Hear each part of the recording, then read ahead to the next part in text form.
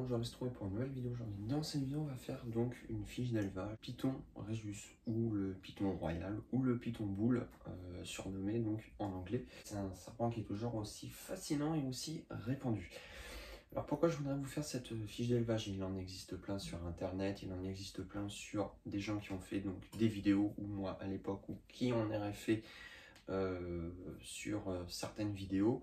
Et là je voudrais vous faire une fiche d'élevage simple, rapide. Le Python Rhésus, son aire de répartition est donc en Afrique, mais en Afrique de l'Ouest. Enfin, on dit souvent que c'est le Python Rhésus vit souche de bois, que dans des petits troncs, que dans des terriers, c'est vrai.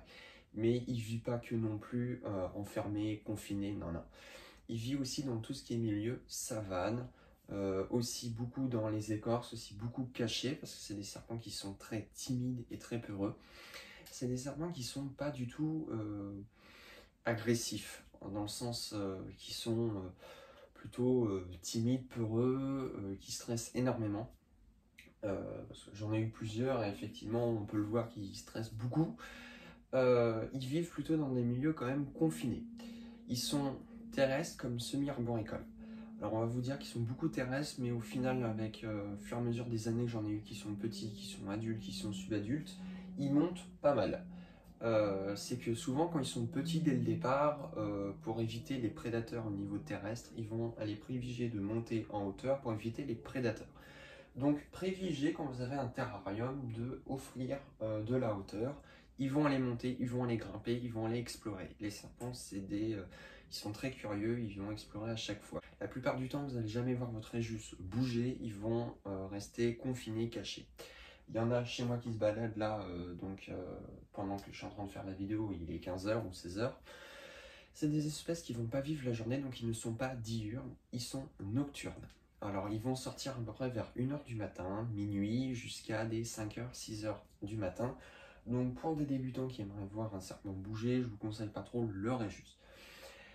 En niveau donc maintien, on va parler maintenant plutôt sur niveau maintien en captivité. Alors il vous faudra au minimum un terrarium d'1 mètre par 50 par 50 qui est largement suffisant. C'est pas une espèce qui bouge énormément. Ça va être quand même devenir un serpent avec un assez gros gabarit pour les femelles, donc il se déplace très peu. Au niveau substrat, on va partir donc sur de l'éclat de coco. Pourquoi l'éclat de coco? Ça évite les proliférations de bactéries, même s'il y a toujours un risque. L'éclat de coco est très bien pour les Rhésus. Ils font des très bonnes mues avec. Alors vous vaporisez une fois de temps en temps, ou une fois par semaine. Ils vont faire des extrêmement bonnes mues. C'est à la fois un substrat qui peut être humide comme désertique, à changer tous les 2 mois à 3 mois au maximum. Enlevez les excréments à chaque fois dès qu'ils en font. Vous pouvez les maintenir ensemble. Alors je vous dis pas une femelle et un mâle, mais je vous dis 2 femelles ou 2 mâles ensemble. C'est largement suffisant. Ils peuvent se cohabiter ensemble. La cohabitation existe pour certaines espèces. Moi je l'ai déjà fait, ça se passe très bien. À faire attention au niveau des nourrissages, vous les sortez. En point chaud, on va partir sur du 31-32 degrés. C'est quand même des espèces qui vivent dans des milieux qui sont assez chauds, assez secs, mais aussi humides. Alors on vous dit souvent entre 70-80% d'hygrométrie. C'est une variation qui est un peu compliquée à faire en captivité. On le fait souvent à l'œil, je veux dire, on le fait comme ça.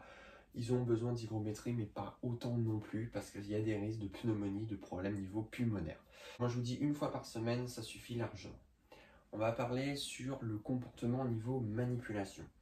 C'est des serpents qui sont relativement simples de maintien, qui sont pas mordeurs, qui sont pas agressifs, qui se laissent manipuler. C'est des serpents qui vont aller bouger relativement, pas beaucoup, on va pas souvent les voir. Il existe énormément de mutations, vous avez du classique, vous avez du spider, du pinball, de l'albinos, du banana. Il y en a des centaines de mutations, vous pouvez trouver votre kiff dedans.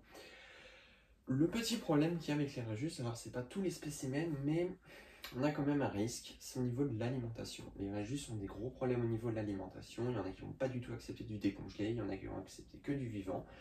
Alors je suis pas trop pour le nourrissage au vivant, mais si c'est vraiment parce que il ne se nourrit plus, il perd du poids, ou vraiment qu'on n'arrive vraiment pas à le passer au décongelé, on est obligé des fois de le nourrir en vivant. Moi j'étais déjà obligé, beaucoup avec des reins justes, de les nourrir en vivant. Après je les ai repassés au décongelé qui est très compliqué. Voilà, vous avez une chance. Alors moi je vous conseille un truc, depuis que j'ai eu cette expérience avec eux depuis 5 ans, c'est quand vous les manipulez, ne les nourrissez pas le lendemain ou le jour même. Ils stressent énormément. Quand vous les nourrissez, c'est mieux de les nourrir en terra, au moins on leur change pas le milieu de mode de vie, vous les mettez pas dans un rack, ça peut procurer du stress. Je vous conseille pas de les manipuler tout le temps, mais une fois de temps en temps, ça peut les habituer. C'est des serpents qui sont très cool, qui sont très habitués en captivité. Alors avec les Réjus, il y a deux options d'élevage. Il y a les racks et il y a les terrariums.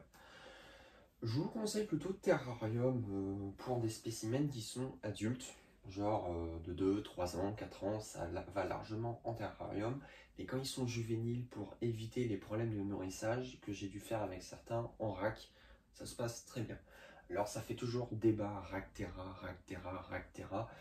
Pour des espèces qui sont compliquées, qui sont pas faciles à nourrir, qu'on a du mal, c'est mieux le rack quand ils sont petits. Moi je l'ai fait pour plusieurs, les mettre en rack, ça se passe très bien.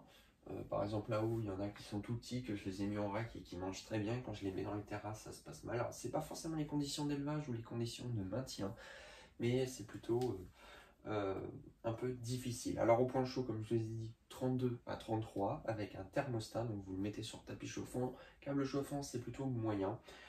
Point froid, 24-25 degrés. Dans toutes les manipulations, moi je vous préconise de prendre du gel hydroalcoolique, ça évite de transmettre donc, des bactéries et que aussi vous en transmettent. Voilà, c'est toujours mieux de se désinfecter les mains. Une femelle Réjus âgée de 2 ans et demi à 3 ans, vous pouvez la voir.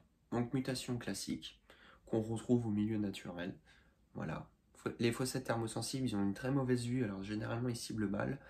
Voilà, vous pouvez voir. Un spécimen âgé de 2 ans et demi à 3 ans, une femelle. C'est des très bons mangeurs. Alors moi je vous préconise plutôt de pas trop les surnourrir dès le départ parce qu'après ils vont avoir des petits problèmes de nourrissage. Je pense qu'on les nourrit trop en captivité. C'est pour ça que maintenant j'ai un principe de les nourrir aléatoirement comme au milieu naturel et ils acceptent beaucoup plus de manger. J'ai moins de problèmes avec mes Réjus. Voilà, c'est des spécimens mâles qui vont faire entre du 1 m, 1 m 20. C'est pas des gros spécimens. Les femelles vont faire entre du 1 m 40, 1 m 50, voire 1 m 30 pour un poids qui est autour de 3 à 5 kg, qui mangeront des bons rats. Voilà, vous pouvez voir un peu son gabarit. Alors elle n'est pas maigre en soi, mais c'est que deux fois elle saute des repas, donc chez les Réjus ça arrive très souvent qu'ils font des périodes de jeûne. Alors la période de jeûne, c'est qu'ils des fois ils s'arrêtent de s'alimenter du jour au lendemain et qu'on ne comprend pas pourquoi. Moi je trouve personnellement c'est pas vraiment pour débutants parce qu'on peut avoir des problèmes dès le départ, mais après c'est un bon serpent pour démarrer, franchement, qui est pas très grand, qui est un serpent plutôt moyen, qui mange relativement bien, qu'on peut mettre en rack ou en terra. Terra c'est mieux des 1 mètre, comme ceci par exemple, un terrain d'1 mètre c'est largement suffisant. Privilégiez un peu de hauteur, parce qu'ils vont aller grimper quand même. Et puis du coup, je pense que j'ai rien oublié. Il y a pour la législation donc en France, donc, depuis la loi du octobre 2018, c'est les serpents qui doivent être pucés, déclarés à l'IFAP, je tiens à le préciser. Ceux qui n'ont pas leur certificat de capacité, donc comme moi, peuvent en avoir jusqu'à 10, c'est le quota maximum. Au-delà de 10, donc par exemple 11, 15, 20, 25, 30, 50, il faut avoir son certificat de capacité. Donc il faut les faire pucer. Moi ils sont tous pucés et je les ai tous déclarés à l'IFAP. Voilà, je crois que je n'ai rien oublié. J'espère que la vidéo t'aura plu. Si la vidéo t'aura plu, tu peux toujours laisser un petit pouce bleu. C'est la seule façon de me soutenir. Moi je te dis à la fois prochaine. Allez, salut!